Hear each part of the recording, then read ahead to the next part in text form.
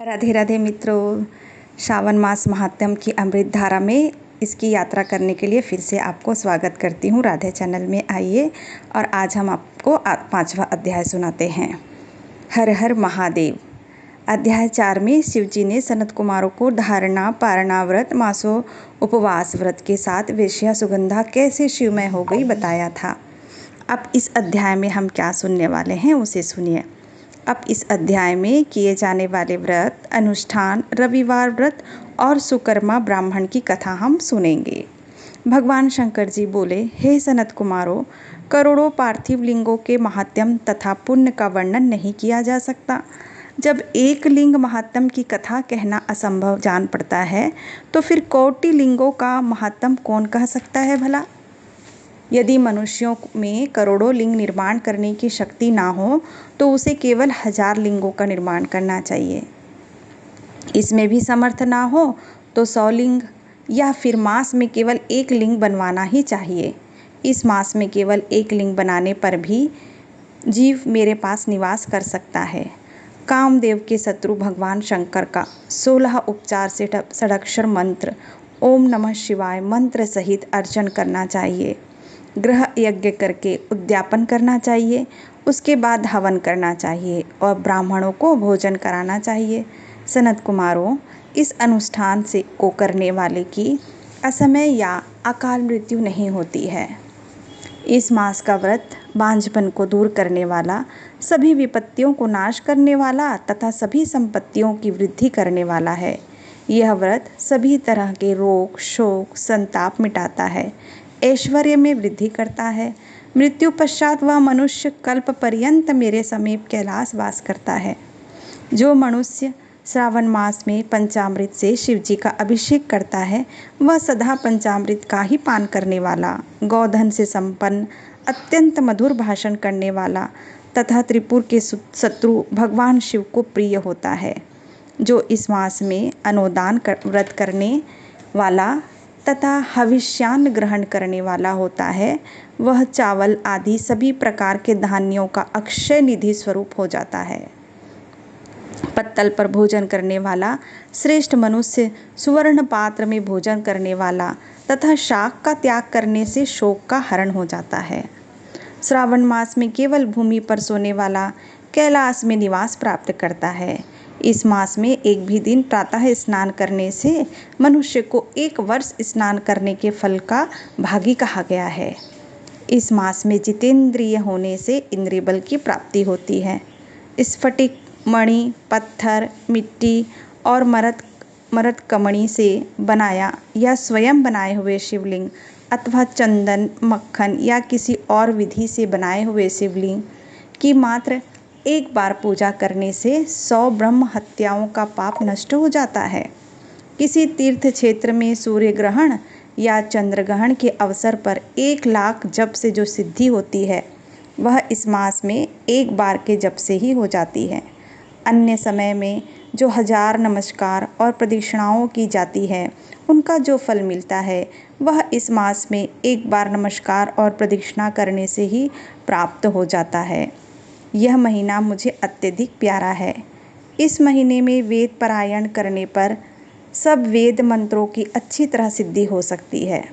जो इस मास में श्रद्धा से स्वाध्याय करता है अथवा पुरुष सूक्त के आलस्य त्याग कर 100 पाठ करता है, ऐसा करने वाला मनुष्य ब्रह्म हत्याओं से दूर हो जाता है। उसे अनेक पापों से मुक्ति मिल जाती है, इसमें कोई भी संदेह नहीं।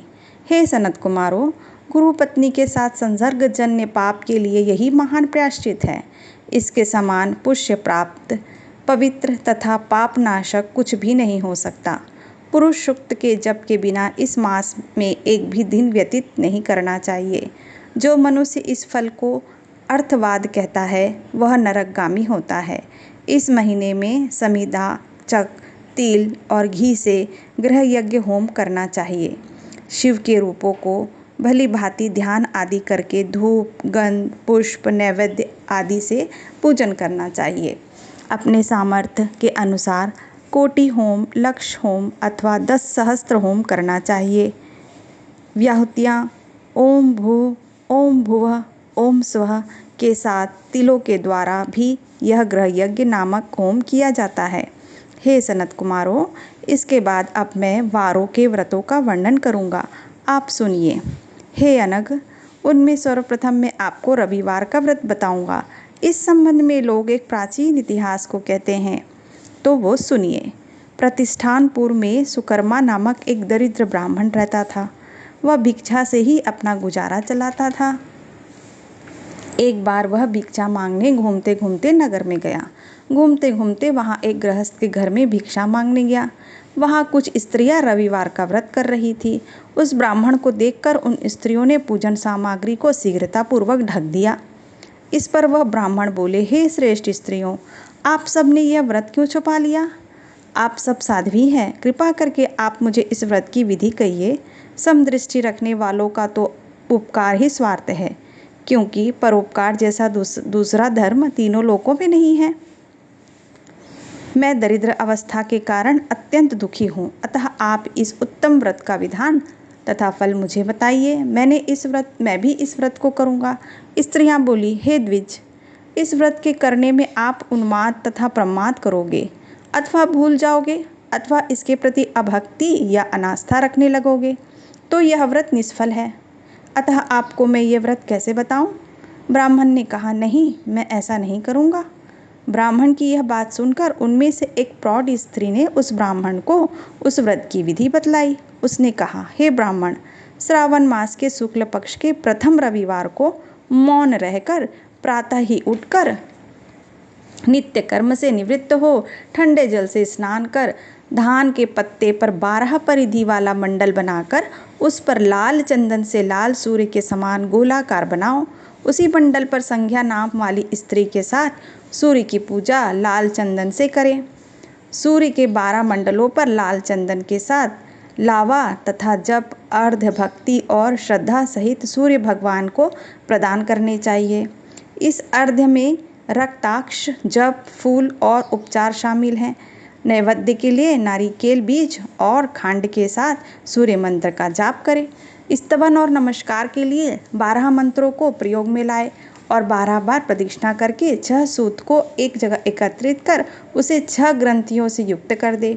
उसे श्री भगवान को अर्पित कर गले में बांध ले।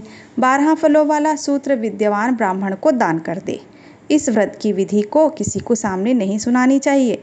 हे विप्र, इस विधि से व्रत कर किए जाने पर धनहीन व्यक्ति धन प्राप्त करता है, पुत्रहीन को पुत्र प्राप्त होता है, कोढ़ी का कोढ़ मुक्त हो जाता है, बंधन में पड़ा हुआ व्यक्ति बंधन से छूट जाता है, रोगी व्यक्ति के रोग मुक्त हो जाते हैं। हे विपेंद्र, अधिक कहने से क्या प्रयोजन? साधक जिस जिस अभिष्ट की कामना करता है वह इस व्रत के प्रभाव से उसे मिल ही जाता है।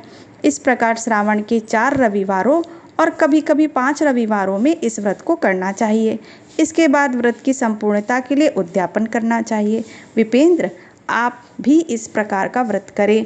ऐसा करने से आपकी सभी मनोकामनाएं सिद्ध हो जाएंगी। उसके बाद उन पतिव्रताओं को नमस्कार करके वह ब्राह्मण अपने घर आ गया। उसने जैसे सुना था वैसे ही विधान से व्रत किया और अपने दोनों पुत्रियों को भी विधि बताई।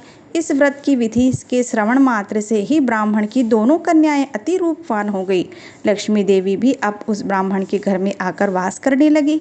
इस प्रकार वह दीनहीन ब्राह्मण कुबेर के तुल्य धनवान बन गया। किसी दिन उस नगर के राजा ने ब्राह्मण के घर से होकर नगर को जाते खिड़की में खड़ी हुई उसकी दोनों सुंदर कन्याओं को देखा। रूप की खान उन दोनों बहनों को देखकर वह देखता ही रह गया।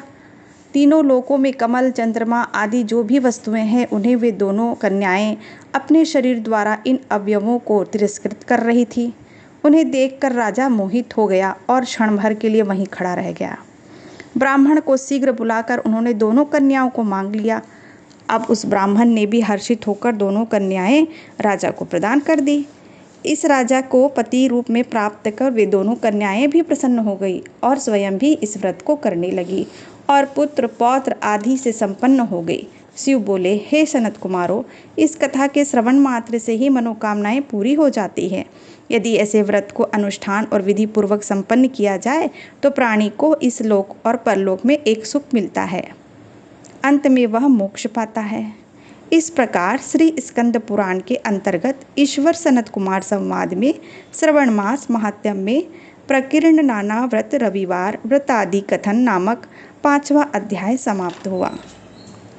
इस 5वें अध्याय को सुनाने से दरिद्रता का नाश होता है तथा शिवधाम की प्राप्ति होती है। तो मित्रों, अगले 6वें अध्याय की यात्रा में हम फिर से मिलेंगे। जोर से बोलिए हर हर महादेव।